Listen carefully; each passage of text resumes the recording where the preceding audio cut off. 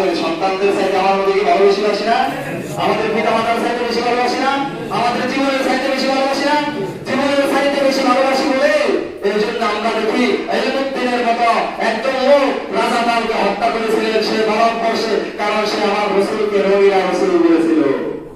এই জন্য বিচারের কাঠগড়ায় গিয়েছিলেন, সমস্ত অ্যাডভোকেটরা বলছিল সেদিন তিনি বলবে আমার সেদিন মাথা ঠিক ছিল আমি যখন রাজা পালকে হত্যা করেছিলাম, কিন্তু তিনি বলেছেন না, বিচারককে বলেছিলেন আমার মাথা ঠিক ছিল, আমার সবকিছু ঠিক ছিল, আমি সব দিনে স্বইচ্ছায় রাজা পালকে হত্যা করেছি, তার কারণ সে আমার রসুলের বিরুদ্ধে বই লিখেছে নবীরা রসুল।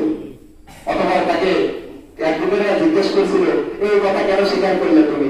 তিনি বললেন আমি স্বপ্নযুগে ঈশ্বরকে এসে বলেছেন ও ইলমুদ্দিন আমি নবী মুহাম্মদ জান্নাতের মধ্যে তোমার জন্য অপেক্ষা করছি।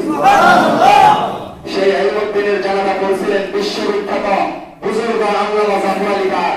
সেই ইলমুদ্দিনের কবরের পাশে দাঁড়িয়ে আফসোস করে বলছিলেন আল্লামা ইকবাল, তিনি বলছিলেন আজকে মূর্খ একজন কাঠমিস্ত্রি ইলমুদ্দিন আজকে সমস্ত শিক্ষিতের উপরে উঠে গেছে। আমরা চাই না সেই ইলমুদ্দিনের মতো হতে? রসুলের অপমান যখন হবে আমরা তাদেরকে রুখে দেবো ইনশাআল্লাহ। আর রসুলের আদর্শ এবং